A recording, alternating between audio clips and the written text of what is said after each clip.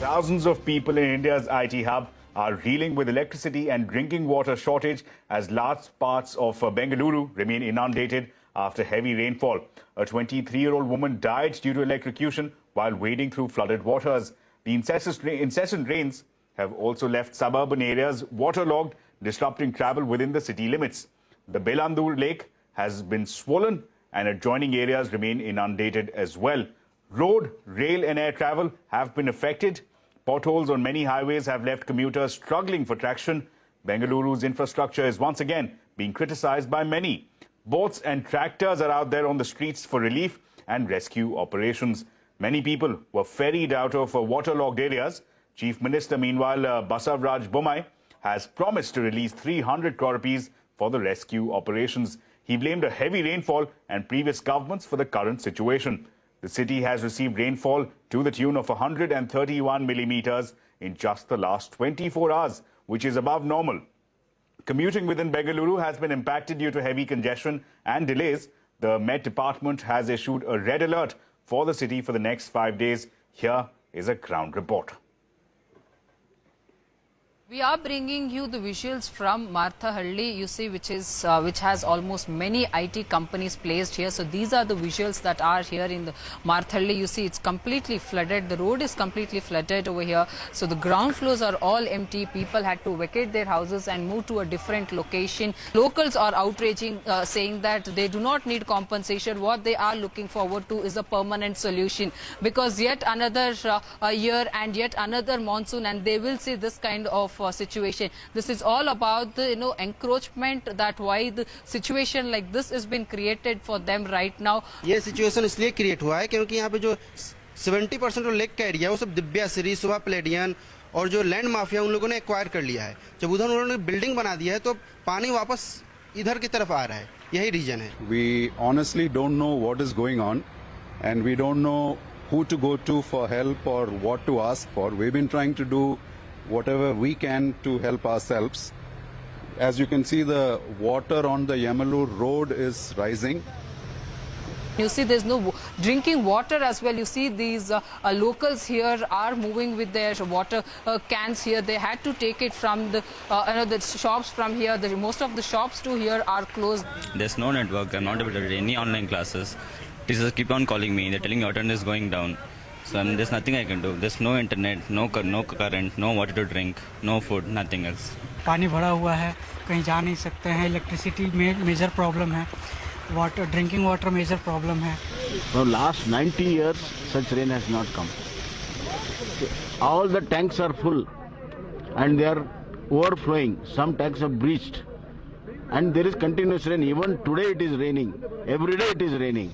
This is done because of maladministration and totally unplanned administration of the previous government, Congress government. We are bringing to you these visuals from Outer Ring Road, where you can see the complete Outer Ring Road is waterlogged, and that's the kind of situation that has been created here because of the heavy downpour. This is a second time in the week where Outer Ring Road is seeing this kind of a situation. हाँ, हम लोगों को office जाने के लिए बहुत मुश्किल होता है. इतना पानी है, रूम का सामने भी इतना पानी है. हम लोग मेन रोड तक जाने के लिए नहीं हो रहे, प्लस उधर से ऑफिस तक हम लोग को जाने के लिए बहुत मुश्किल होता है. Mostly who are suffering are the employees, because once they left the home, they're neither able to go back, neither enter. Okay, and this situation has been happening not from 1 or 2 years, it's been happening from the past 10 years. They are also trying to pump out this water from this location, but it's becoming very much difficult for the civic body as well to pump out water, because every time that they are trying to pump this water out, there is again a rain in the city, which is again leading to such a situation right now. In fact, to discuss this further, we'll be joined very shortly by Mr. R.K. Mishra. He's an urban planning expert. We'll get to him in just a bit. But before that, let's go across to my colleague Ritu Singh. She's joining us live now from Bengaluru. Ritu, a grim situation. We saw visuals of the Upgrad founder being ferried out in a tractor. So again, situation looking quite grim. The Met Department says expect more rains till the 9th of this month. So again, what are you picking up from the ground? Well, yes, it is the third day of flooding and waterlogging across the city. You've been hearing reports. I have with me some of the citizens from the city of Bangalore to talk about their experience.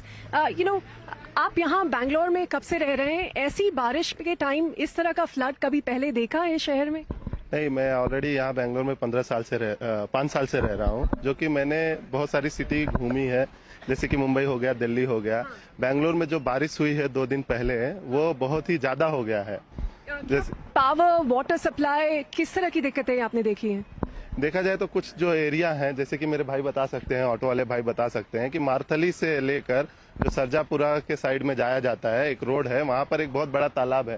तालाब का नाम बेलंदूर तालाब कर है। वो तालाब के पास में मतलब कि बहुत सारा पानी इकट्ठा हो गया। पानी इकट्ठा होने का कारण यह है कि इन लोगों ने जो सीवेज बनाया है, जो नालियां बनती है, नालियां के कुछ रूट्स रहेंगे ना कि जाने के लिए, बट जो नालियां की रूट्स हैं वो जाने के लिए बनाएंगे, बट वहां पर पूरी पानी जमा हो गया। अब कुछ जो बंगलोस है, जैसे कि रेनबो एक बंगलो कर है, कुछ सिटी जो बड़े बड़े कॉर्पोरेट ऑफिस है, वहां पर पूरा फर्स्ट फ्लोर तक डूब गया था, जो कि पूरी गाड़ियां डूब चुकी थी। अभी हमारे ऑटो भाई बताएंगे कि कहाँ आपने क्या देखा है शहर में, क्या हालत है, कितना पानी भरा हुआ है?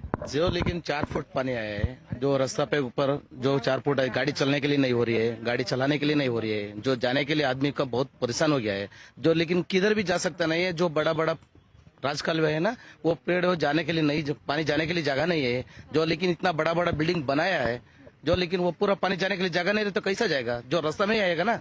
जो पूरा ऐसा हो रहा है, बेंगलोर का पूरा ड्राई वाटर किधर भी जाने के लिए वाटर जाने के लिए जगह नहीं दे रहा है। लोग कैसे ऑफिस जा रहे हैं, कैसे मैनेज कर? जाने के लिए जाने के लिए भी नहीं, तो घर में बैठ के काम कर रहे हैं ना। जब घर से बाहर जाने के लिए नहीं, घर में तो 3 फुट है पानी है, जो लेकिन खाने के लिए भी नहीं है, जो लेकिन जाने के लिए नहीं है। घंटा ट्रैफिक हो रहा है, कैसा जाएंगे काम कर? 7 बजे निकलने के बाद मैं ऑफिस पहुंचा 12 बजे।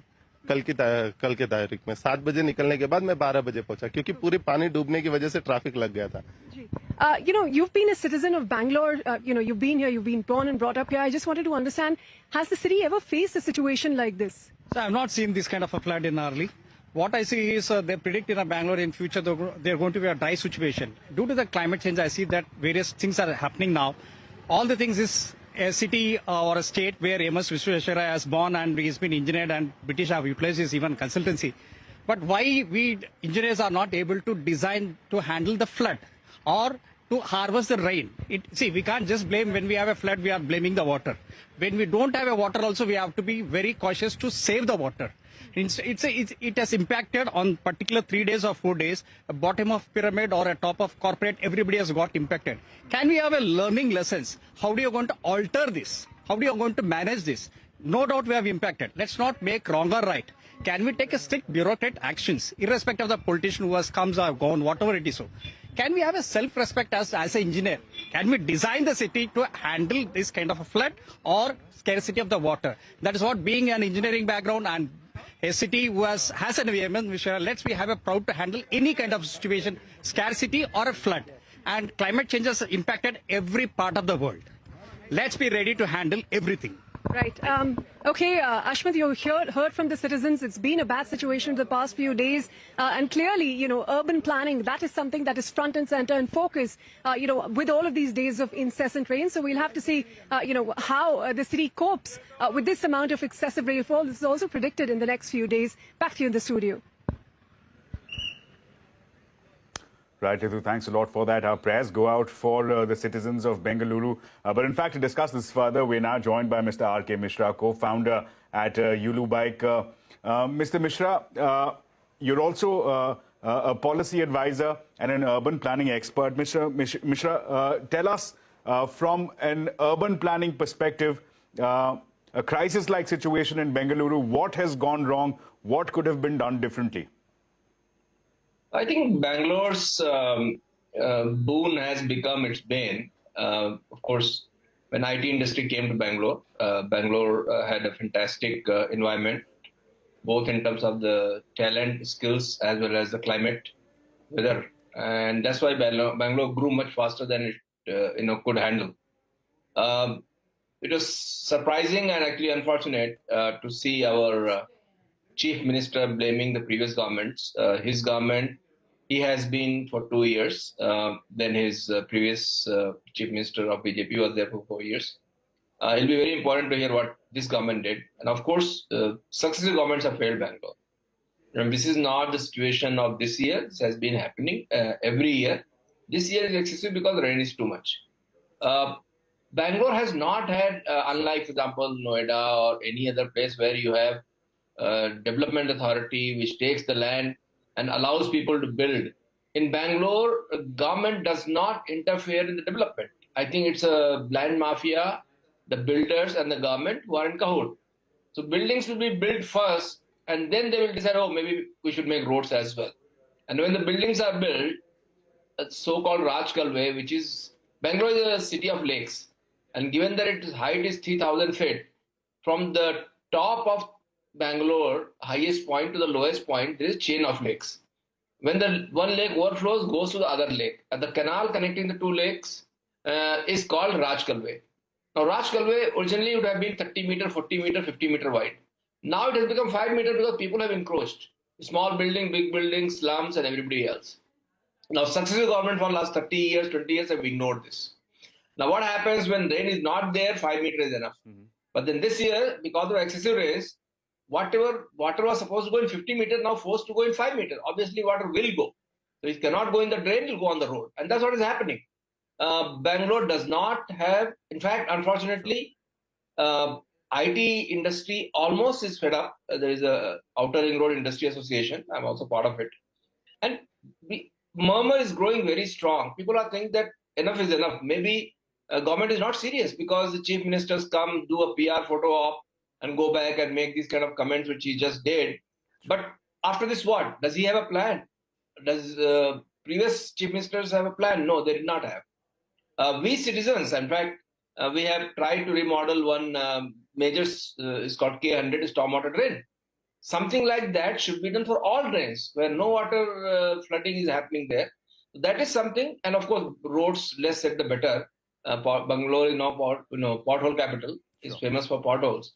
So I think infrastructure I think Bangalore government has become very complacent. Karnataka government thinks that people will come here irrespective of what we do. I think government needs to wake up. Government needs to realize that industries will not be here just because they have been here. And this is how many cities in the world have become complacent and lost their edge. Mr. Mishra, if I may come in again. Mr. Mishra, what you're telling us is that a number of governments, successive governments, have been complacent. The question I want to ask you is, there is a very clear majority that the government has, the current government at least has, in the Vidhan Sabha. Subsequently, there is also no shortage of funds. Karnataka region is in fact the second highest zone for GST collections after Mumbai. So there's no shortage of funds either. What's really holding back strong government action in light of some of the measures that you've highlighted, such as stormwater drains? I think it's a visionary leadership. The last chief minister who actually understood the urban development, who understood the importance, was Mr. S.M. Krishna. And I remember going with him, touring the world and trying to sell India and Karnataka and Bangalore. Why all the companies should come to Bangalore. After that, all the chief ministers have only benefited from Bangalore. Nobody has invested in Bangalore. And I think the time has come. If they don't do it, maybe there'll be a problem. And I think second thing, I don't know if you've been hearing, there is huge corruption. 40% corruption is being openly alleged by the contractors. And these contractors are not behind the camera. They are coming openly. And they are not alleging the previous government or current government. They are saying this government is 40%. So if this government really believes that they are lying, they should take action against them.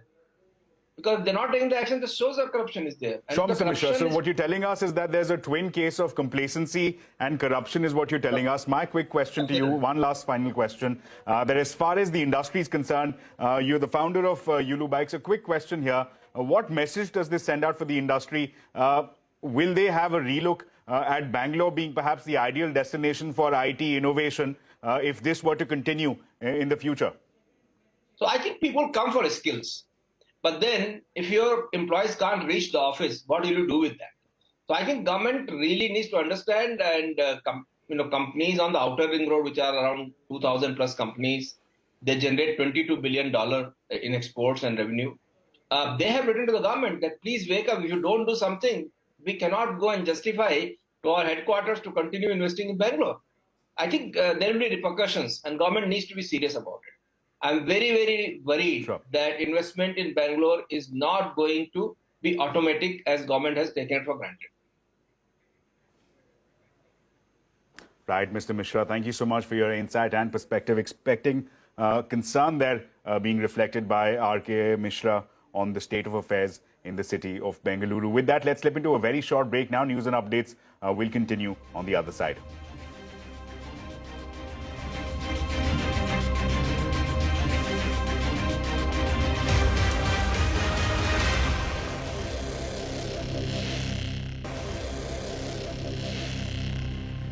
Welcome back. You're watching Business 360. Here's a quick recap of our top stories. Sensex and Nifty end with marginal losses after a range-bound session. Mid-caps outperform with the index gaining nearly 200 points.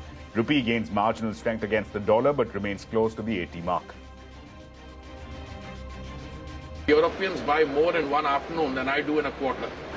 I'd be surprised if that is not the condition still.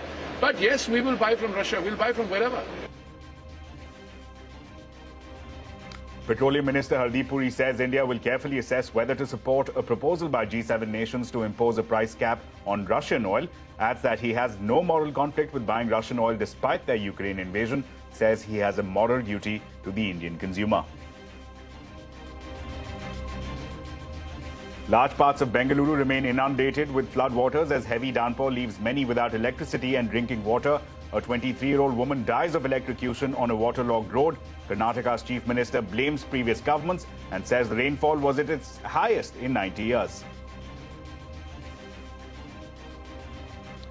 Government and LIC may offer to sell 60% stake in IDBI Bank. Sources say due diligence from RBI is being sought at every stage of the transaction. Bids likely to be invited this month or in October. That's an exclusive.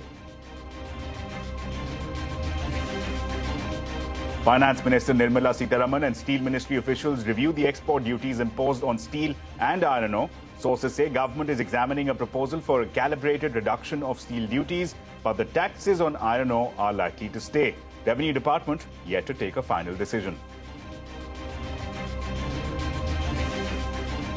Insurance regulator wants policies to be sold in the demat form like stocks and mutual funds. IRDAI gets into a huddle with the industry on making dematerialization mandatory for insurance policies. That's an exclusive.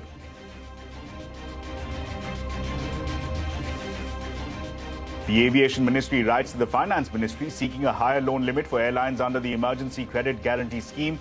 Wants additional loans of up to 100% of their outstanding credit instead of the current 50% limit.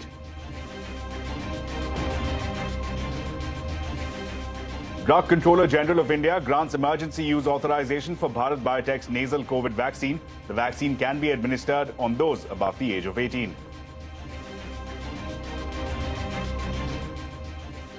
Former Tata Sons chairman Cyrus Mistri's body was cremated in Mumbai today. Mistry died in a car crash on Sunday. Top business leaders and politicians attend last rites. Prime Minister Modi and his Bangladeshi counterpart Sheikh Hasina signed 7 memorandums of understanding related to water sharing, railways, space, science and judiciary. Sheikh Hasina is on a 4-day official visit to India.